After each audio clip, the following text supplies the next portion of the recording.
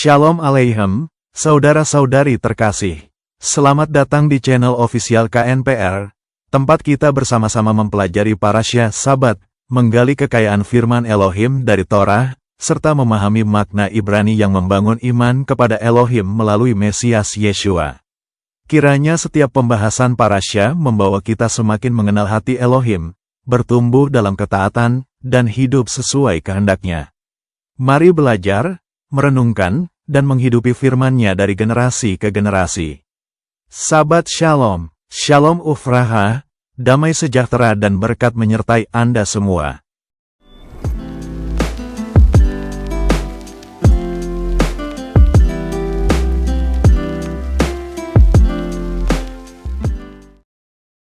Mari kita mulai dengan memahami arti dari kedua nama parasya ini.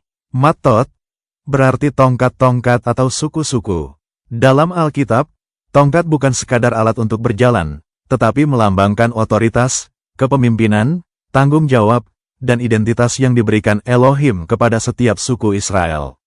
Sementara itu, Masei berarti perjalanan-perjalanan atau tahap-tahap perjalanan. Kata ini mengingatkan kita bahwa kehidupan umat Elohim adalah sebuah perjalanan iman yang dipimpin olehnya, selangkah demi selangkah.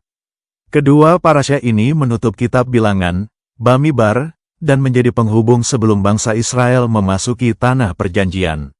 Pesan yang disampaikan sangat jelas. Sebelum menerima janji, umat harus dipersiapkan terlebih dahulu melalui karakter, ketaatan, dan perjalanan bersama Elohim. Nama Matot berarti tongkat-tongkat atau suku-suku. Mengapa Torah memakai kata tongkat? Karena dalam budaya Israel, tongkat bukan sekadar alat berjalan, tetapi merupakan lambang otoritas, kepemimpinan, dan identitas. Setiap kepala suku memiliki tongkat yang melambangkan tanggung jawab yang dipercayakan oleh Elohim. Isi utama parasya Matot. Pertama, peraturan mengenai Nazar Bilangan pasal 30. Yahweh mengajarkan bahwa setiap janji kepadanya harus ditepati. Makna dari itu adalah perkataan orang percaya harus dapat dipercaya karena Elohim menghargai kesetiaan. Kedua, peperangan melawan Midian pada Bilangan pasal 31. Israel melaksanakan penghakiman Elohim atas bangsa Midian karena telah menyesatkan Israel ke dalam penyembahan berhala melalui peristiwa Baal Peor. Makna dari itu adalah, Yahweh menghendaki umatnya hidup kudus dan menjauhkan diri dari dosa yang dapat merusak hubungan dengannya. Ketiga, pembagian wilayah pada Bilangan pasal 32. Suku Ruben, Gad, dan setengah suku Manasye meminta tinggal di sebelah timur sungai Yordan. Musa mengizinkan mereka setelah mereka berjanji membantu saudara-saudaranya merebut tanah perjanjian. Dalam 6 pasal ini kita melihat satu benang merah yang sangat jelas, yaitu otoritas. Segala sesuatu yang terjadi baik nazar, peperangan, pembagian tanah, perjalanan, kota perlindungan, hingga hukum warisan diatur oleh Yahweh. Hal ini menunjukkan bahwa otoritas sejati bukan berasal dari manusia, melainkan dari Elohim. Otoritas diberikan agar umat dipimpin, dilindungi, dan hidup dalam ketertiban. Mari kita melihat bagaimana tema ini berkembang dalam setiap pasal. Yang pertama pada Bilangan pasal 30. Otoritas dalam nazar atau janji. Pasal ini mengajarkan bahwa setiap perkataan memiliki tanggung jawab di hadapan Yahweh. Ketika seseorang bernazar, ia tidak boleh membatalkan ucapannya dengan sembarangan. Bahkan dalam keluarga, Elohim menetapkan struktur otoritas yang menjaga kesungguhan sebuah janji. Pelajaran yang kita ambil hari ini secara rohani adalah, perkataan orang percaya harus dapat dipercaya. Integritas adalah bagian dari ibadah kepada Elohim. Jangan mudah berjanji jika tidak siap melaksanakannya. Pembaharuan diri kita adalah, asteris tepati janji kepada Yahweh. Asteris jadilah pribadi yang dapat dipercaya. Asteris gunakan perkataan untuk membangun, bukan merusak. Bagian kedua pada Bilangan pasal 31. Otoritas dalam peperangan melawan Midian. Yahweh memerintahkan Israel berperang melawan Midian sebagai bentuk penghakiman atas dosa yang telah menyesatkan Israel. Peperangan ini bukan didorong oleh ambisi manusia, tetapi oleh otoritas dan keadilan Elohim. Pelajaran yang kita ambil hari ini secara rohani adalah, orang percaya dipanggil untuk melawan dosa, kompromi, dan segala sesuatu yang menjauhkan kita dari kekudusan. Pembenahan diri kita adalah, asteris berani berkata tidak terhadap dosa. Asteris gunakan otoritas rohani untuk mempertahankan kebenaran. Asteris menjaga hidup tetap kudus di hadapan Elohim. Bagian ketiga adalah Bilangan pasal 32. Otoritas dalam pembagian wilayah timur Yordan. Suku Ruben, Gad, dan setengah suku Manasye meminta menetap di sebelah timur sungai Yordan. Musa menyetujui permintaan itu dengan syarat mereka tetap membantu saudara-saudaranya merebut tanah perjanjian. Pelajaran yang kita ambil hari ini secara rohani adalah, hak selalu disertai tanggung jawab. Berkat yang kita terima tidak boleh membuat kita melupakan kepentingan bersama. Pembaharuan diri sendiri adalah, asteris jangan hanya memikirkan diri sendiri. Asteris gunakan berkat untuk melayani sesama. Asteris tetap setia menyelesaikan tanggung jawab. Bagian keempat pada Bilangan pasal 33. Otoritas Yahweh memimpin perjalanan umat. Bilangan pasal 33 mencatat seluruh perjalanan Israel dari Mesir hingga dataran Moab. Setiap perpindahan terjadi karena Yahweh yang memimpin melalui tiang awan dan tiang api. Pelajaran yang kita ambil hari ini secara rohani adalah, tidak ada langkah yang sia-sia ketika kita dipimpin oleh Elohim. Setiap perjalanan memiliki tujuan untuk membentuk iman dan karakter umatnya. Pembaharuan diri kita adalah, asteris percaya pada waktu Yahweh. Asteris jangan mengeluh dalam proses. Asteris tetap mengikuti pimpinannya meskipun belum melihat tujuan akhir. Bagian kelima Bilangan pasal 34. Otoritas dalam pembagian tanah perjanjian. Yahweh sendiri menetapkan batas-batas tanah yang akan diwariskan kepada setiap suku Israel. Ini menunjukkan bahwa warisan bukan ditentukan oleh keinginan manusia, tetapi oleh keputusan Elohim. Pelajaran yang kita ambil hari ini secara rohani adalah, Elohim memiliki rencana dan bagian yang berbeda bagi setiap orang. Kita dipanggil untuk bersyukur dan setia atas bagian yang dipercayakan kepada kita. Pembaharuan diri kita saat ini adalah, asteris hargai bagian yang Elohim berikan. Asteris hindari iri hati. Asteris percaya bahwa rancangan Yahweh adalah yang terbaik. Bagian ke-6 Bilangan pasal 35. Otoritas dalam kota-kota Lewi dan kota perlindungan. Yahweh menetapkan kota-kota bagi suku Lewi dan menyediakan kota perlindungan sebagai tempat perlindungan bagi orang yang tidak sengaja menyebabkan kematian. Hal ini menunjukkan bahwa keadilan Elohim selalu disertai belas kasihan. Pelajaran yang kita ambil hari ini secara rohani adalah, otoritas tidak hanya menghukum, tetapi juga melindungi dan memulihkan. Pembaharuan pada diri kita adalah, asteris bersikap adil dan penuh belas kasihan. Asteris menjadi tempat perlindungan bagi orang yang membutuhkan. Asteris meneladani karakter Elohim yang benar dan penuh kasih. Dan bagian ketujuh pada Bilangan pasal 36. Otoritas dalam menjaga warisan suku. Yahweh menetapkan hukum agar warisan setiap suku tetap terpelihara dan tidak berpindah ke suku lain. Tujuannya adalah menjaga identitas dan keteraturan bangsa Israel. Pelajaran yang kita ambil hari ini secara rohani adalah, warisan rohani harus dijaga dan diteruskan kepada generasi berikutnya. Kita dipanggil untuk memelihara iman, nilai-nilai firman, dan identitas sebagai umat Elohim. Pembaharuan rohani kita yaitu, asteris ajarkan firman kepada keluarga. Asteris jagalah nilai-nilai kebenaran. Asteris wariskan iman kepada anak cucu. Berikut ini adalah urutan pada otoritas yaitu, 1. Tuhan Yahweh. 2. Musa. 3. Imam. 4. Kepala-kepala suku. 5. Ayah dan suami. 6. Hakim dan para saksi. Semuanya berada di bawah otoritas Yahweh. Tidak ada seorang pun yang memiliki kuasa mutlak selain Dia. Mari kita jelaskan setiap urutan. Dari urutan yang terendah yaitu nomor 6. Ke-6. Hakim dan para saksi. Bilangan pasal 35 berbicara tentang asteris kota perlindungan, asteris hakim, asteris saksi. Yahweh menghendaki keadilan. Tidak boleh ada keputusan hanya berdasarkan satu saksi. Setiap perkara harus diperiksa dengan benar. Artinya, otoritas hukum harus digunakan untuk membela kebenaran, bukan kepentingan pribadi. Keadilan menurut Yahweh selalu disertai belas kasihan dan kebenaran. Kelima, ayah dan suami dalam nazar keluarga. Bilangan pasal 30 menjelaskan bahwa ayah dan suami diberi wewenang tertentu terhadap nazar dalam keluarga. Ini menunjukkan bahwa keluarga memiliki struktur kepemimpinan.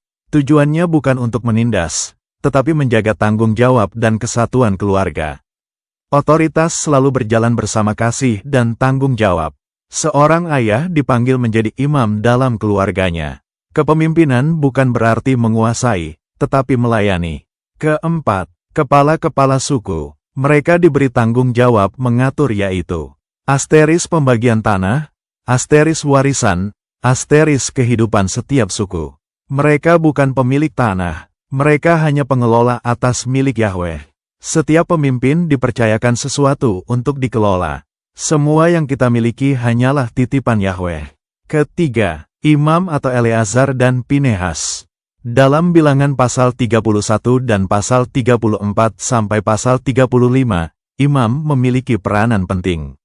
Mereka bertugas, asteris memimpin ibadah, asteris menjaga kekudusan, asteris mengawasi pelaksanaan Taurat, asteris memimpin bangsa secara rohani, asteris terlibat dalam peperangan kudus. Pinehas bahkan membawa perlengkapan kudus ketika berperang. Artinya, Israel tidak berperang hanya dengan senjata, tetapi dengan hadirat Yahweh. Kemenangan umat Elohim selalu dimulai dari kehidupan rohani yang benar. Kedua, Musa sebagai pemimpin bangsa. Musa menerima otoritas langsung dari Yahweh. Tugas Musa bukan memerintah sesuka hati. Ia harus asteris menyampaikan firman, asteris memimpin bangsa, asteris menyelesaikan perkara, asteris menjadi teladan. Musa adalah pelayan, bukan pemilik umat. Pemimpin sejati adalah orang yang lebih dahulu tunduk kepada Yahweh. Semakin besar otoritas, semakin besar pula tanggung jawabnya. Kesatu, Yahweh adalah otoritas tertinggi. Bilangan pasal 30 sampai pasal 36. Semua keputusan dalam bagian ini selalu diawali dengan firman Yahweh kepada Musa. Tidak ada seorang pun yang membuat hukum menurut kehendaknya sendiri. Yahweh asteris memberi perintah, asteris menetapkan hukum, asteris menentukan peperangan, asteris mengatur pembagian tanah, asteris menentukan kota perlindungan, asteris menjaga kekudusan umatnya. Artinya, sumber seluruh otoritas bukan manusia, tetapi Yahweh.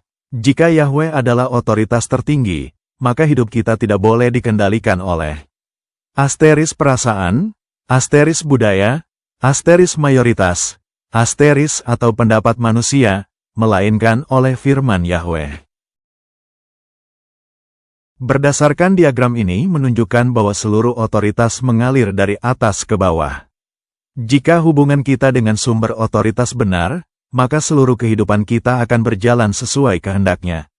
Berikut saya rangkum susunan dari level terendah sampai terhubung ke sumber otoritas atau Tuhan itu sendiri. Pertama, setiap individu. Tanggung jawab pribadi terambil dari Galatia pasal 6 ayat 5. Segala sesuatu dimulai dari diri sendiri. Sebelum memimpin orang lain, seseorang harus mampu memimpin dirinya sendiri. Dalam kehidupan kita, bertanggung jawab atas perkataan dan tindakan. Menjaga hubungan pribadi dengan Yahweh. Hidup jujur dan memiliki integritas. Setia dalam hal-hal kecil. Pelajaran untuk kita. Orang yang tidak dapat mengendalikan dirinya belum siap menerima tanggung jawab yang lebih besar. Kedua, kepala keluarga. Ayah atau suami sebagai pemimpin rumah tangga. Terambil dari Efesus pasal 5 ayat 23. Yahweh menetapkan keluarga sebagai tempat pertama seseorang belajar tentang kasih, tanggung jawab, dan kepemimpinan.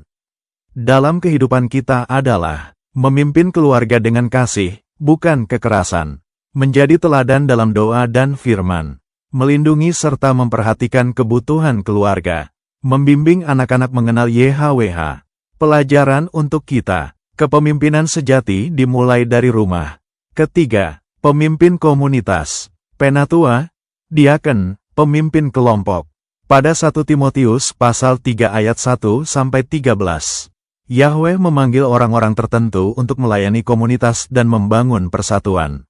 Dalam kehidupan kita, menjadi pelayan, bukan penguasa. Menolong yang lemah, menjaga kerukunan, mengambil keputusan dengan adil. Pelajaran yang kita ambil, pemimpin yang baik hadir untuk melayani, bukan untuk dilayani. Keempat, pemimpin rohani, gembala, rasul, nabi, pengajar.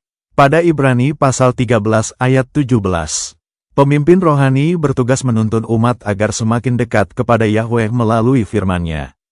Dalam kehidupan kita, mengajar firman dengan benar, menggembalakan umat dengan kasih, menjadi teladan dalam kehidupan, menuntun jemaat bertumbuh secara rohani. Pelajaran yang kita ambil, pemimpin rohani bertanggung jawab bukan hanya kepada jemaat, tetapi juga kepada Yahweh. Kelima, Roh Kudus, penolong dan pemberi kuasa. Yohanes pasal 16 ayat 13.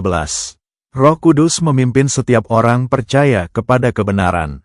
Dalam kehidupan kita, memberi hikmat saat mengambil keputusan, menghibur ketika mengalami kesulitan, menguatkan dalam pencobaan, mengingatkan akan firman Yahweh. Pelajaran yang dapat kita ambil. Jangan hanya mengandalkan kemampuan sendiri, belajarlah peka terhadap tuntunan Roh Kudus.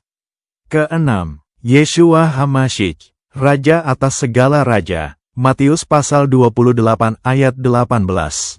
Segala kuasa di surga dan di bumi telah diberikan kepada Yeshua. Melalui pengorbanannya, ia menjadi jalan keselamatan bagi manusia.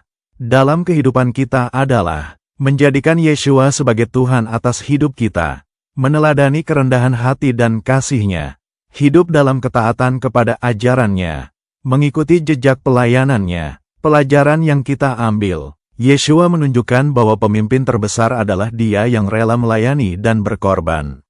Ketujuh, Tuhan Yahweh adalah otoritas tertinggi. Mazmur pasal 103 ayat 19. Yahweh adalah Raja semesta alam. Dialah sumber kehidupan, hikmat, keadilan, dan seluruh otoritas. Segala sesuatu berada di bawah pemerintahan-Nya. Dalam kehidupan kita adalah mengutamakan kehendak Yahweh di atas kehendak pribadi. Percaya pada rencana-Nya, hidup dalam ketaatan kepada firman-Nya, memuliakan nama-Nya dalam setiap aspek kehidupan. Pelajaran yang dapat kita ambil. Semua otoritas akan dimintai pertanggungjawaban di hadapan Yahweh. Inti pengajaran ini adalah mengajarkan bahwa otoritas bukanlah tangga untuk mencari kehormatan, melainkan tangga tanggung jawab untuk melayani. Semakin tinggi otoritas yang dipercayakan Yahweh, semakin besar pula kerendahan hati, hikmat, dan kesetiaan yang dituntut. Jika setiap individu bertanggung jawab, keluarga akan menjadi kuat. Jika keluarga kuat, komunitas akan bertumbuh. Jika komunitas bertumbuh dalam kebenaran, pemimpin rohani dapat menggembalakan dengan baik. Ketika semuanya hidup dipimpin oleh Roh Kudus dan tunduk kepada Yeshua HaMashiach, maka seluruh hidup akan berada di bawah pemerintahan Yahweh. Selanjutnya kita akan masuk ke bagian 2, atau poin kedua dari Matot, yaitu kepemimpinan. Pada Bilangan pasal 30 ayat 1 berbunyi, lalu Musa berbicara kepada kepala-kepala suku Bani Israel, demikianlah firman yang diperintahkan Yahweh. Ayat ini menjelaskan bahwa kepemimpinan menurut firman Yahweh bukanlah soal kedudukan atau kekuasaan, melainkan tanggung jawab. Seorang pemimpin dipanggil untuk menjadi teladan, membimbing dengan kasih, melayani dengan kerendahan hati, dan mengarahkan orang-orang kepada kehendak Yahweh. Dalam Parasyah Matot, Musa menyampaikan firman terlebih dahulu kepada para kepala suku. Hal ini menunjukkan bahwa pemimpin memiliki tanggung jawab untuk menerima firman, menaati firman, lalu mengajarkannya kepada orang-orang yang dipimpinnya. Di bagian ini kita melihat bahwa YHWH adalah Elohim yang bekerja melalui tatanan kepemimpinan. Bukan untuk meninggikan seseorang, tetapi supaya setiap orang mengetahui tanggung jawab yang dipercayakan kepadanya. Berikut merupakan susunan kepemimpinan itu yang dibangun oleh Bapa Yahweh. Pertama, Yahweh adalah pemimpin tertinggi. Yang pertama harus kita pahami adalah bahwa seluruh otoritas berasal dari Yahweh. Dialah Raja atas Israel. Semua hukum, keputusan, dan arah perjalanan bangsa berasal darinya. Kedua, Musa sebagai pemimpin bangsa. Setelah Yahweh, kita melihat Musa. Musa tidak pernah mengangkat dirinya sendiri menjadi pemimpin. Ia dipanggil oleh Yahweh. Tugasnya adalah menerima firman, mengajarkan Taurat, memimpin bangsa, dan mengambil keputusan sesuai kehendak Elohim. Ketiga, Eleazar sebagai imam besar. Selanjutnya ada Eleazar. Tugasnya menjaga pelayanan di kemah suci dan memastikan kehidupan rohani bangsa tetap kudus. Ini mengajarkan bahwa kepemimpinan bukan hanya mengurus hal-hal lahiriah, tetapi juga menjaga hubungan umat dengan Elohim. Karena bangsa yang kuat bukan hanya kuat secara militer, tetapi juga kuat secara rohani. Keempat, Pinehas. Pinehas dikenal sebagai pribadi yang memiliki semangat mempertahankan kekudusan. Ia tidak takut berdiri di pihak Yahweh sekalipun harus menghadapi tekanan. Seorang pemimpin tidak boleh takut membela kebenaran. Kadang seorang pemimpin harus mengambil keputusan yang tidak populer, tetapi benar di hadapan Elohim. Kelima, Yosua. Kemudian kita melihat Yosua. Yosua dipersiapkan menjadi penerus Musa. Ia belajar bertahun-tahun sebelum akhirnya dipercaya memimpin Israel memasuki tanah perjanjian. Ini mengajarkan bahwa kepemimpinan adalah proses. Yahweh tidak hanya mencari orang yang berbakat, tetapi orang yang setia dan mau dibentuk. Keenam, kepala-kepala suku. Musa tidak bekerja sendirian. Setiap suku memiliki pemimpin yang bertanggung jawab atas umatnya masing-masing. Mereka mengatur administrasi, menjaga warisan, dan memimpin komunitasnya. Artinya, kepemimpinan harus hadir sampai ke tingkat yang paling dekat dengan kehidupan umat. Demikian juga hari ini, di gereja, keluarga, maupun masyarakat, setiap orang memiliki tanggung jawab sesuai tempatnya masing-masing. Ketujuh, hakim dan para tua-tua. Para hakim bertugas menegakkan keadilan berdasarkan hukum Yahweh. Mereka tidak boleh memihak atau dipengaruhi kepentingan pribadi. Ini mengingatkan kita bahwa pemimpin harus memiliki integritas. Keputusan yang benar akan membawa damai, sedangkan keputusan yang tidak adil akan menghancurkan kehidupan banyak orang. Kedelapan, ayah dan suami. Pada bilangan pasal 30 juga menunjukkan bahwa keluarga memiliki susunan kepemimpinan. Ayah dan suami diberikan tanggung jawab rohani dalam keluarganya. Ini bukan berarti lebih tinggi dari anggota keluarga yang lain, tetapi berarti memiliki tanggung jawab yang lebih besar untuk membimbing keluarganya hidup dalam ketaatan kepada Yahweh. Kepemimpinan pertama dimulai bukan di mimbar, melainkan di rumah. Berikut merupakan prinsip kepemimpinan pada bilangan pasal 30 sampai pasal 36 yaitu 1. Membimbing dengan kebenaran firman Yahweh. 2. Melayani, bukan mencari untuk dilayani. 3. Melindungi dan bertanggung jawab atas orang yang dipimpin. 4. Mengarahkan umat kepada tujuan dan kehendak Yahweh, bukan kepada kepentingan pribadi. Penerapan dalam kehidupan kita yaitu setiap orang memiliki area kepemimpinan, baik sebagai orang tua, suami atau istri, pemimpin pelayanan, guru, maupun di tempat kerja. Kepemimpinan yang berkenan kepada Yahweh terlihat dari karakter yang setia, rendah hati, bertanggung jawab, dan menjadi teladan bagi orang lain. Pada gambar di layar ada 6 poin penjelasan tentang prinsip kepemimpinan. Selanjutnya pada bagian 3, atau poin ketiga dari Matot yaitu identitas suku Israel. Identitas suku Israel pada bilangan pasal 30 sampai pasal 36. Yahweh membentuk identitas umatnya melalui kekudusan, tanggung jawab, persatuan, perjalanan, dan warisan, agar setiap suku hidup sesuai dengan panggilannya dalam perjanjian. Dan identitas suku Israel bukan sekadar nama atau keturunan, melainkan panggilan hidup yang dibentuk oleh Yahweh. Setiap suku memiliki peran yang berbeda, tetapi semuanya dipanggil untuk hidup kudus, setia, bersatu, dan menjaga warisan perjanjiannya. Penjelasannya per pasal adalah 1. Bilangan pasal 30, identitas dimulai dari kekudusan keluarga. 2. Bilangan pasal 31, identitas dibuktikan melalui ketaatan dan tanggung jawab. 3. Bilangan pasal 32, identitas tetap terjaga dalam persatuan, meskipun wilayah berbeda. 4. Bilangan pasal 33, identitas dibentuk melalui perjalanan bersama Yahweh. 5. Bilangan pasal 34, identitas memiliki warisan yang ditetapkan Yahweh. 6. Bilangan pasal 35, identitas diwujudkan dalam kehidupan yang saling melengkapi dan menghadirkan keadilan. 7. Bilangan pasal 36, identitas dipelihara agar warisan perjanjian tetap lestari dari generasi ke generasi. Dari Parasyah Matot, kita belajar bahwa Yahweh sedang membangun umat-Nya melalui 3 hal yang saling berkaitan: otoritas, kepemimpinan, dan identitas. Otoritas berasal dari Yahweh. Otoritas bukan untuk meninggikan diri, tetapi untuk menaati kehendak-Nya dan menegakkan kebenaran. Kepemimpinan adalah tanggung jawab untuk melayani, membimbing, dan menjadi teladan. Pemimpin sejati menggunakan otoritas dengan kasih, kerendahan hati, dan kesetiaan kepada Yahweh. Identitas adalah jati diri sebagai umat perjanjian. Ketika kita hidup sesuai identitas yang Yahweh berikan, kita mengetahui siapa kita, apa panggilan kita, dan bagaimana kita harus hidup. Jadi bisa diartikan, otoritas yang berasal dari Yahweh akan menghasilkan kepemimpinan yang benar, dan kepemimpinan yang benar akan membentuk identitas umat yang setia kepada perjanjiannya. Apakah dari penjelasan di atas sudah jelas? Apakah kamu kurang memahami setiap poinnya? Mari kita lanjut ke pembahasan Massey pada part selanjutnya. Sebelumnya kita sudah mempelajari tentang Parasyah Matot, yaitu melalui 3 hal yang saling berkaitan: otoritas, kepemimpinan, dan identitas.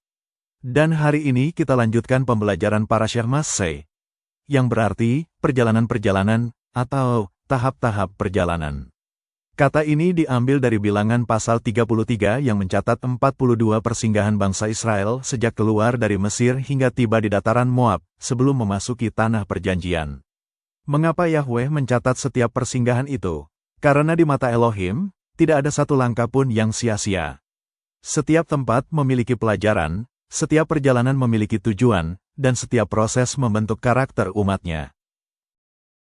Pertama, Yahweh memimpin setiap langkah bangsa Israel, tidak berjalan menurut keinginan mereka sendiri. Mereka bergerak ketika tiang awan terangkat, dan berhenti ketika tiang itu berhenti. Artinya, kehidupan orang percaya juga harus dipimpin oleh Yahweh, bukan oleh emosi, ketakutan, atau ambisi pribadi. Seringkali kita ingin segera sampai pada tujuan, tetapi Elohim lebih dahulu membentuk hati kita melalui perjalanan. Jangan hanya bertanya, kapan saya sampai? Tetapi bertanyalah, apa yang sedang Yahweh ajarkan dalam perjalanan ini? Kedua, setiap persinggahan adalah tempat pembentukan. Di antara 42 persinggahan ada tempat kemenangan, ada juga tempat kegagalan. Ada Mara yang pahit, ada Rafidim yang kekurangan air, ada Sinai tempat menerima Taurat, ada Kades tempat ketidaktaatan. Semuanya menjadi bagian dari proses pembentukan. Demikian juga hidup kita. Ada musim sukacita, ada musim menunggu, ada musim pencobaan, namun semuanya dipakai Elohim untuk membentuk iman, karakter, dan ketaatan kita. Ketiga, tujuan akhir adalah penggenapan janji. Massey tidak berhenti di padang gurun. Perjalanan itu berakhir di perbatasan tanah perjanjian. Ini mengajarkan bahwa Yahweh tidak membawa umat-Nya keluar dari Mesir hanya untuk berputar-putar di padang gurun, tetapi untuk membawa mereka masuk ke dalam janji-Nya.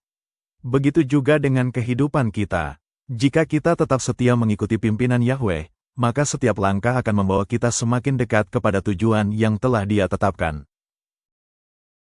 Mari kita jelaskan lebih dalam lagi dari parasyah ini pada Bilangan pasal 33 sampai pasal 36. Perjalanan bangsa Israel bukan sekadar berpindah tempat, tetapi merupakan proses Yahweh membentuk umat-Nya. Dari padang gurun hingga di ambang tanah perjanjian, Yahweh menuntun, menetapkan, melindungi, dan memelihara identitas umat-Nya. Pada Bilangan pasal 33 adalah perjalanan menuju tujuan Elohim. Yahweh mencatat 42 persinggahan bangsa Israel sebagai bukti bahwa setiap langkah berada dalam pimpinannya. Tiang awan dan tiang api menunjukkan bahwa Elohim hadir menyertai umat-Nya. Ini mengajarkan bahwa setiap musim kehidupan memiliki tujuan dalam rencana Yahweh, bahkan ketika jalannya terasa panjang dan sulit. Percayalah kepada pimpinan Yahweh, karena setiap langkah yang dipimpinnya membawa kita semakin dekat kepada janji-Nya. Kedua, Bilangan pasal 34 adalah warisan bagi setiap suku. Yahweh menetapkan batas-batas tanah perjanjian dan memberikan bagian kepada setiap suku Israel. Tidak ada suku yang diabaikan, setiap orang menerima warisan sesuai ketetapannya. Elohim adalah pribadi yang setia.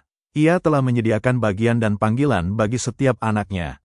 Pada Bilangan pasal 35 adalah kehidupan kudus dan perlindungan.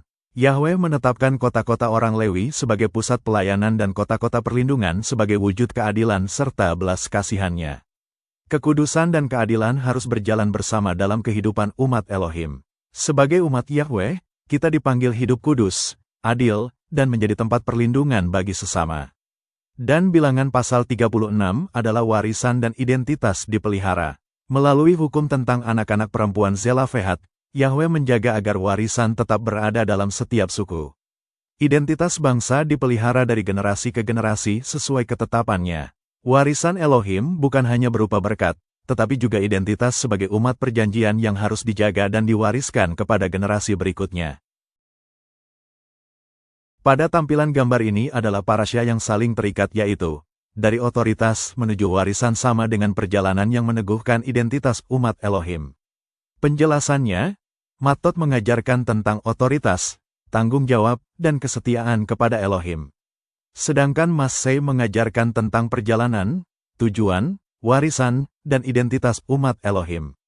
Kedua parasya ini menunjukkan bahwa Yahweh tidak hanya membawa umatnya keluar dari Mesir, tetapi juga membentuk mereka menjadi umat yang layak menerima janjinya. Pertama, Matot, Yahweh membentuk otoritas umatnya. Parasya Matot dimulai dengan hukum tentang nazar atau janji. Ini mengajarkan bahwa setiap perkataan dan komitmen kepada Elohim memiliki tanggung jawab. Kemudian kita melihat peperangan melawan Midian dan pembagian wilayah kepada suku Ruben, Gad, dan setengah suku Manasye. Mereka boleh menerima warisan, tetapi harus terlebih dahulu ikut berjuang bersama seluruh bangsa Israel. Artinya, otoritas selalu berjalan bersama tanggung jawab. Berkat tidak pernah diberikan tanpa kesetiaan. Sebelum Yahweh memberikan warisan, Dia terlebih dahulu membentuk karakter umatnya. Kedua, Massei, Yahweh memimpin perjalanan menuju tujuan. Parasya Massei dimulai dengan daftar 42 persinggahan bangsa Israel. Mengapa semua perjalanan itu dicatat? Karena di mata Yahweh, tidak ada satu langkah pun yang sia-sia. Setiap persinggahan adalah proses pembentukan. Setiap tantangan adalah pelajaran iman. Setiap perjalanan membawa bangsa Israel semakin dekat kepada tanah perjanjian. Kemudian Yahweh menetapkan batas-batas tanah Kanaan, kota-kota Lewi, kota perlindungan, dan hukum tentang warisan suku-suku Israel. Ini menunjukkan bahwa Elohim bukan hanya membawa umat sampai tujuan, tetapi juga mengatur bagaimana mereka hidup setelah menerima warisan itu. Ketiga, hubungan Matot dan Massei. Inilah hubungan yang indah antara kedua parasya ini. Matot berbicara tentang pembentukan, Massei berbicara tentang penggenapan. Matot membangun otoritas, Massei meneguhkan identitas. Matot mengajarkan tanggung jawab, Massei memberikan warisan. Yahweh selalu bekerja dengan pola yang sama. Sebelum memberikan berkat, Dia membentuk karakter. Sebelum memberikan warisan, Dia menguji kesetiaan. Sebelum membawa kita ke tujuan, Dia mengajar kita berjalan bersamanya. Saat ini kita akan melihat sebuah kebenaran yang sangat penting bahwa Elohim bukan hanya peduli pada tujuan akhir kita, tetapi juga pada karakter yang dibentuk selama perjalanan menuju tujuan itu. Banyak orang ingin menerima janji Elohim, tetapi tidak semua mau menjalani proses pembentukan. Melalui parasya Matot dan Massei, Yahweh menunjukkan bahwa karakter adalah fondasi untuk mencapai tujuannya. Tujuan Elohim dimulai dengan pembentukan karakter, Matot. Parasya Matot mengajarkan tentang nazar, kepemimpinan, tanggung jawab, dan kesetiaan. Yahweh terlebih dahulu membentuk hati umatnya sebelum membawa mereka memasuki tanah perjanjian. Karakter yang dibangun meliputi integritas dalam perkataan dan tindakan, menepati komitmen kepada Elohim dan sesama, bertanggung jawab atas setiap keputusan, taat kepada firman Yahweh, memimpin dengan melayani, bukan menguasai. Setia dalam perkara-perkara kecil, tujuan Elohim dicapai melalui perjalanan, Massei. Dalam perjalanan itu Yahweh menuntun setiap langkah, mengajar kesabaran dan ketekunan, menepati janjinya, menjaga umatnya dalam kekudusan, meneguhkan identitas mereka sebagai umat perjanjian. Karakter membawa kita kepada tujuan Elohim. Inilah benang merah kedua parasyah ini. Matot menjawab, siapa yang harus kita menjadi? Massei menjawab, kemana Elohim membawa kita? Karakter tanpa tujuan akan kehilangan arah. Sebaliknya, tujuan tanpa karakter tidak akan bertahan. Banyak orang berpikir bahwa pelayanan dimulai ketika seseorang menerima jabatan atau posisi. Namun firman Elohim mengajarkan hal yang berbeda. Pelayanan sejati dimulai dari karakter, bukan dari kedudukan. Parasyah Matot mengajarkan bahwa sebelum Elohim mempercayakan otoritas, Dia terlebih dahulu membentuk karakter umatnya. Sebelum ada kepemimpinan, harus ada integritas. Sebelum ada warisan, harus ada kesetiaan. Poin pertama, melayani dengan hati, bukan mencari pengakuan. Contoh dalam pelayanan, seorang pemain musik datang lebih awal untuk mempersiapkan ibadah, meskipun tidak ada yang melihat atau memuji. Ia melayani karena mengasihi Elohim, bukan karena ingin mendapat perhatian. Pelayan yang sejati tidak bertanya, apa yang saya dapat, tetapi, bagaimana saya dapat melayani? Poin kedua, mengelola kepercayaan dengan setia. Semua yang kita miliki adalah titipan Elohim, waktu, talenta, kemampuan, bahkan kesempatan untuk melayani. Dalam parasyah Matot, Nazar mengajarkan bahwa setiap komitmen kepada Elohim harus ditepati. Contoh dalam pelayanan, jika kita dipercaya menjadi pemimpin pujian, guru sekolah sabat, pemain musik, atau tim multimedia, kita mengerjakannya dengan sungguh-sungguh dan bertanggung jawab, bukan asal selesai. Kesetiaan dalam perkara kecil mempersiapkan kita untuk tanggung jawab yang lebih besar. Poin ketiga, otoritas dipakai untuk membangun, bukan menguasai. Otoritas rohani bukanlah hak untuk memerintah sesuka hati. Otoritas diberikan untuk melayani, membimbing, menguatkan, dan mempersatukan tubuh Mesias. Contoh dalam pelayanan, seorang pemimpin yang baik mau mendengar, memberi teladan, membimbing dengan kasih, dan menguatkan anggota tim ketika mereka melakukan kesalahan, bukan mempermalukan mereka. Semakin besar otoritas yang Elohim percayakan, semakin besar pula kerendahan hati yang harus dimiliki. Poin keempat, karakter mendahului otoritas. Parasyah Matot menunjukkan bahwa Elohim membentuk integritas, kesetiaan, tanggung jawab, ketaatan. Barulah setelah itu umat dipersiapkan untuk menerima warisan dan memasuki tanah perjanjian. Begitu pula dalam pelayanan. Elohim tidak terutama mencari orang yang paling berbakat, tetapi orang yang dapat dipercaya. Karakter akan menopang pelayanan ketika pujian manusia tidak ada. Tahapan kehidupan pribadi menurut parasyah Matot dan Massei, setiap orang ingin segera sampai pada tujuan hidupnya. Kita ingin melihat berkat, pelayanan berkembang, keluarga diberkati, dan panggilan Elohim digenapi. Namun parasyah Matot dan Massei mengajarkan bahwa sebelum seseorang mencapai tujuan, Yahweh terlebih dahulu membentuk karakter. Yahweh tidak hanya peduli pada kemana kita pergi, tetapi juga menjadi siapa kita selama perjalanan itu. Poin pertama adalah Matot, integritas, dasar dari segala sesuatu. Matot dimulai dengan pengajaran tentang nazar atau janji. Yahweh menghendaki umatnya menjadi orang yang dapat dipercaya. Jika perkataan kita dapat dipercaya, maka pelayanan, pekerjaan, dan keluarga kita pun akan memiliki dasar yang kuat. Integritas adalah karakter ketika tidak ada seorang pun yang melihat. Poin kedua, ketaatan, belajar tunduk kepada kehendak Yahweh. Tidak semua perintah Elohim mudah dimengerti, tetapi orang yang taat belajar percaya kepada hikmat-Nya. Kadang Yahweh menutup satu pintu agar membawa kita kepada pintu yang lebih baik. Poin ketiga, tanggung jawab, setia atas apa yang dipercayakan. Yahweh memberikan waktu, talenta, keluarga, pekerjaan, dan pelayanan untuk dipelihara. Orang yang setia dalam perkara kecil akan dipercayakan perkara yang lebih besar. Poin keempat, kepemimpinan diri, memimpin diri sebelum memimpin orang lain. Pemimpin sejati pertama-tama mampu menguasai dirinya sendiri. Belajar disiplin dalam doa, membaca firman, menjaga perkataan, dan mengendalikan emosi. Karakter mendahului otoritas. Poin kelima yaitu Massei, proses pembentukan, setiap musim ada tujuannya. Massei mencatat perjalanan Israel melalui banyak persinggahan. Tidak semua tempat menyenangkan, tetapi semuanya memiliki tujuan. Kegagalan, penantian, maupun kesulitan seringkali menjadi alat Yahweh untuk membentuk iman dan karakter kita. Jangan membenci proses, karena proses sedang mempersiapkan kita. Poin ke-6 yaitu Maseh, dipimpin Yahweh, belajar mengikuti arahnya. Israel berjalan mengikuti tiang awan dan tiang api, bukan mengikuti keinginan sendiri. Sebelum mengambil keputusan, belajarlah bertanya, Tuhan, apakah ini kehendak-Mu? Orang yang dipimpin Yahweh akan berjalan pada waktu dan tempat yang tepat. Poin ke-7, memasuki tujuan, penggenapan panggilan. Sesudah perjalanan panjang, Israel akhirnya memasuki tanah yang dijanjikan. Begitu pula dalam hidup kita. Yahweh tidak membawa kita berputar-putar tanpa arah. Semua perjalanan sedang menuju tujuan yang telah Dia tetapkan. Tetap setia, karena setiap langkah ketaatan mendekatkan kita kepada penggenapan janjinya. Poin ke-8, memelihara warisan, meninggalkan dampak bagi generasi berikutnya. Tujuan akhir bukan hanya menikmati berkat, tetapi mewariskan iman, karakter, dan nilai-nilai kerajaan Elohim.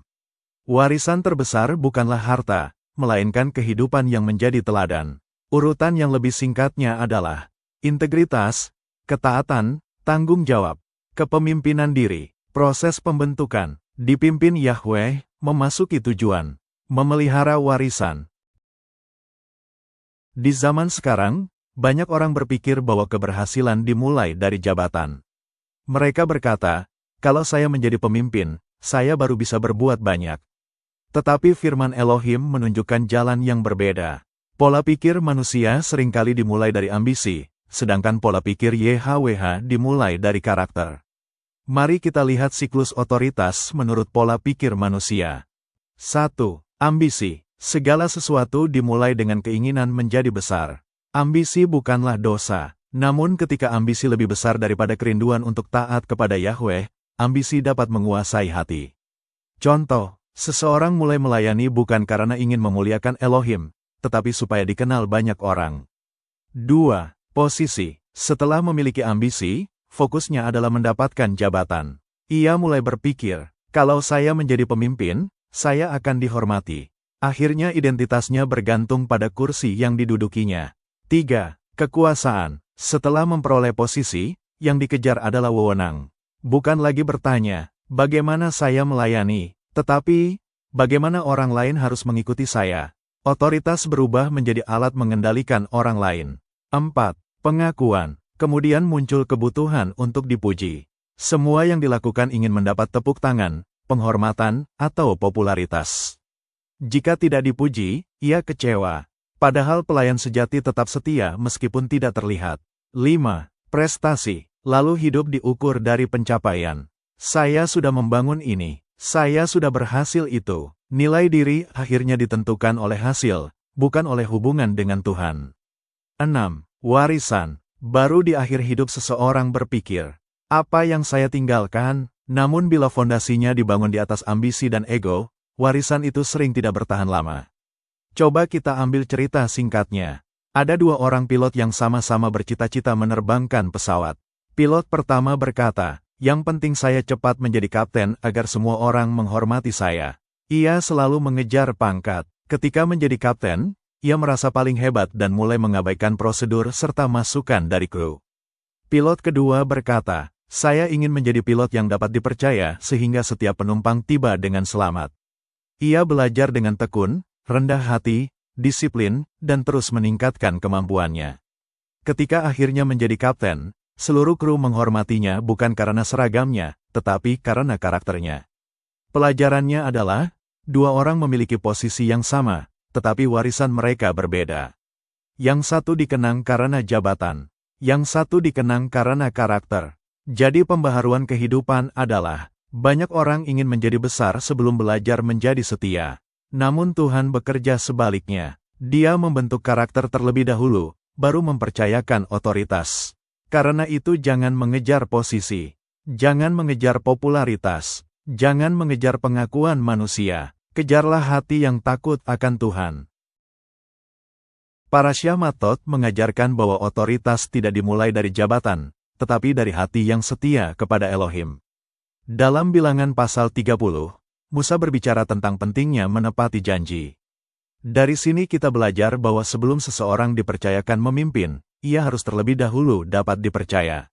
Mari kita melihat 6 tahapan menurut prinsip Matot. 1. Karakter. Segala sesuatu dimulai dari karakter. YHWH lebih dahulu membentuk integritas, kesetiaan, dan ketaatan sebelum memberikan tanggung jawab yang lebih besar. Karakter dibangun saat kita tetap jujur, meskipun tidak ada orang yang melihat.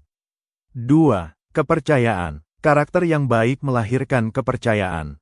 Orang yang setia dalam perkara kecil akan dipercaya dalam perkara yang lebih besar.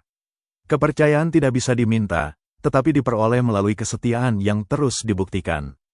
3. Tanggung jawab. Ketika dipercaya, kita belajar memikul tanggung jawab dengan benar. Yahweh melihat bagaimana kita mengelola setiap amanat yang diberikan. Tanggung jawab bukan beban, tetapi kesempatan untuk menunjukkan kesetiaan. 4. Otoritas. Setelah seseorang terbukti setia, barulah otoritas diberikan. Otoritas sejati bukan berasal dari gelar atau jabatan, melainkan dari kepercayaan yang diberikan Elohim. Pemimpin yang memiliki karakter tidak perlu memaksa orang mengikutinya. Kehidupannya sendiri menjadi teladan. 5. Pengaruh. Orang mulai mengikuti bukan karena takut, tetapi karena percaya. Pengaruh lahir dari kehidupan yang konsisten. Kata-kata mungkin menginspirasi, tetapi teladanlah yang mengubah kehidupan. 6. Warisan. Tujuan akhirnya bukan sekadar menjadi pemimpin, tetapi meninggalkan iman, karakter, dan nilai-nilai Elohim kepada generasi berikutnya. Warisan yang kekal dibangun dari kehidupan yang setia. Mari kita ambil suatu cerita singkat. Seorang pengrajin kayu memiliki 2 murid. Suatu hari ia memberikan masing-masing sebuah palu dan berkata, "Selama 1 tahun, buatlah bangku terbaik yang kalian bisa." Murid pertama berkata, "Saya ingin segera menjadi mandor. Saya ingin orang melihat hasil saya." Ia membuat bangku secepat mungkin agar segera mendapat promosi. Murid kedua berpikir berbeda. Ia memperhatikan setiap sambungan kayu, memastikan setiap paku terpasang dengan benar, walaupun tidak ada yang melihat pekerjaannya. Setelah 1 tahun, sang pengrajin memeriksa hasil mereka. Bangku pertama tampak indah, tetapi goyah ketika diduduki. Bangku kedua sederhana, tetapi kokoh dan tahan lama. Lalu sang pengrajin berkata, "Saya tidak mencari orang yang cepat menjadi mandor. Saya mencari orang yang bisa dipercaya membangun sesuatu yang tidak mudah roboh." Akhirnya, murid kedua dipilih memimpin bengkel, bukan karena ia mengejar jabatan, tetapi karena karakternya terbukti. Demikian pula cara Tuhan bekerja. Dia tidak berkata, "Siapa yang paling ingin menjadi pemimpin?" Tetapi dia melihat, siapa yang setia, siapa yang jujur, siapa yang dapat dipercaya. Itulah sebabnya Daud dipilih menjadi raja ketika masih menggembalakan domba. Sebelum memimpin bangsa, ia terlebih dahulu belajar.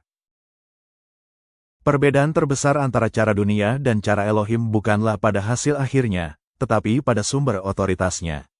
Dunia berkata, "Kalau kamu punya jabatan, maka kamu punya otoritas." Tetapi Elohim berkata, "Kalau kamu memiliki karakter, aku akan mempercayakan otoritas." Inilah perbedaan yang sangat mendasar. Pertama, menurut manusia, otoritas berasal dari posisi. Cara berpikir manusia biasanya seperti ini. Jabatan kemudian kekuasaan kemudian pengakuan kemudian prestasi kemudian warisan. Artinya, seseorang mengejar posisi terlebih dahulu. Setelah memiliki jabatan, ia memperoleh kuasa, kemudian mencari pengakuan, mengejar prestasi, dan akhirnya baru berpikir tentang warisan. Masalahnya, jika posisi itu hilang, seringkali pengaruhnya ikut hilang. Mengapa? Karena fondasinya adalah jabatan, bukan karakter. Kita bisa dihormati karena kursi yang kita duduki, tetapi belum tentu dihormati karena kehidupan kita. Kedua, menurut Elohim, otoritas berasal dari karakter. Cara kerja Elohim berbeda. Dia memulai dari karakter kemudian kepercayaan kemudian tanggung jawab kemudian otoritas kemudian pengaruh kemudian warisan. Tuhan terlebih dahulu membentuk hati seseorang. Ia belajar jujur, ia belajar setia, ia belajar taat. Ketika karakter itu terbukti, Tuhan mempercayakan tanggung jawab yang lebih besar. Dari situlah lahir otoritas yang sejati. Otoritas bukan hadiah, tetapi kepercayaan. Mengapa Elohim memulai dari karakter? Karena karakter menentukan bagaimana seseorang menggunakan kuasa. Jika karakter lemah, kuasa akan dipakai untuk kepentingan diri sendiri. Tetapi jika karakter kuat, kuasa dipakai untuk melayani orang lain. Itulah sebabnya Yeshua berkata bahwa siapa yang terbesar harus menjadi pelayan. Contoh dalam kitab suci, Daud tidak langsung menjadi raja. Ia lebih dahulu belajar menjaga domba. Tidak ada yang melihat kesetiaannya. Tetapi Tuhan melihat. Karena itu ketika waktunya tiba, Samuel mengurapi Daud. Bukan karena Daud memiliki posisi, tetapi karena hatinya berkenan kepada Elohim. Ilustrasi singkat, bayangkan ada dua pohon. Pohon pertama tumbuh sangat cepat. Daunnya lebat dan buahnya banyak. Namun akarnya dangkal. Ketika badai datang, pohon itu tumbang. Pohon kedua bertumbuh lebih lambat. Selama bertahun-tahun akarnya masuk semakin dalam ke tanah. Dari luar tampaknya tidak terlalu istimewa. Namun saat badai besar datang, pohon itu tetap berdiri teguh. Saudara-saudara, karakter adalah akar. Otoritas adalah batangnya. Pengaruh adalah buahnya. Warisan adalah benih yang dihasilkan buah itu. Jika akar kuat, seluruh pohon akan tetap hidup. Mari bertanya kepada diri kita sendiri. Apakah saya sedang mengejar posisi atau sedang membangun karakter? Apakah saya ingin dikenal manusia atau dipercaya oleh Tuhan? Apakah saya ingin memiliki kuasa atau menjadi pribadi yang layak dipercaya? Karena Tuhan tidak mencari orang yang paling hebat. Dia mencari orang yang paling setia. Hari ini kita telah mempelajari dua parasyah yang saling melengkapi, yaitu Matot dan Massei. Keduanya bukan hanya menceritakan sejarah bangsa Israel, tetapi juga menunjukkan bagaimana Elohim membentuk kehidupan setiap orang percaya. Parasyah Matot mengajarkan tentang karakter, sedangkan Massei mengajarkan tentang perjalanan menuju tujuan. Urutan ini bukan kebetulan. Elohim sengaja menempatkan Matot lebih dahulu, karena dia selalu membentuk seseorang sebelum mempercayakan sesuatu yang lebih besar. Poin 1. Elohim membentuk sebelum mempercayakan. Dalam kehidupan, kita sering ingin segera menerima berkat, pelayanan, atau posisi. Namun Elohim berkata, aku akan membentuk hatimu terlebih dahulu. Matot mengajarkan 4 fondasi yang harus dibangun. Integritas, hidup jujur dalam perkataan, janji, dan tindakan. Kesetiaan, tetap setia dalam perkara kecil. Tanggung jawab, mengelola setiap amanat dengan benar. Ketaatan, tunduk kepada kehendak Tuhan, sekalipun tidak selalu mudah dipahami. Inilah karakter yang menjadi dasar kehidupan rohani. Poin 2. Karakter melahirkan otoritas. Ketika karakter sudah terbentuk, Elohim mulai mempercayakan sesuatu yang lebih besar. Bukan manusia yang mengangkat seseorang menjadi pemimpin sejati, tetapi Elohim yang mempercayakan otoritas kepada orang yang telah terbukti setia. Karena itu, otoritas bukan tujuan. Otoritas adalah kepercayaan. Poin 3. Massei mengajarkan bahwa setiap perjalanan memiliki tujuan. Sesudah karakter dibentuk, bangsa Israel melanjutkan perjalanan menuju tanah perjanjian. Massei mengajarkan bahwa setiap persinggahan memiliki maksud. Ada masa sukacita, ada masa penantian, ada masa ujian. Namun semuanya dipakai YHWH untuk membawa umatnya menuju tujuan yang telah Dia tetapkan. Tidak ada perjalanan yang sia-sia apabila kita berjalan bersama Tuhan.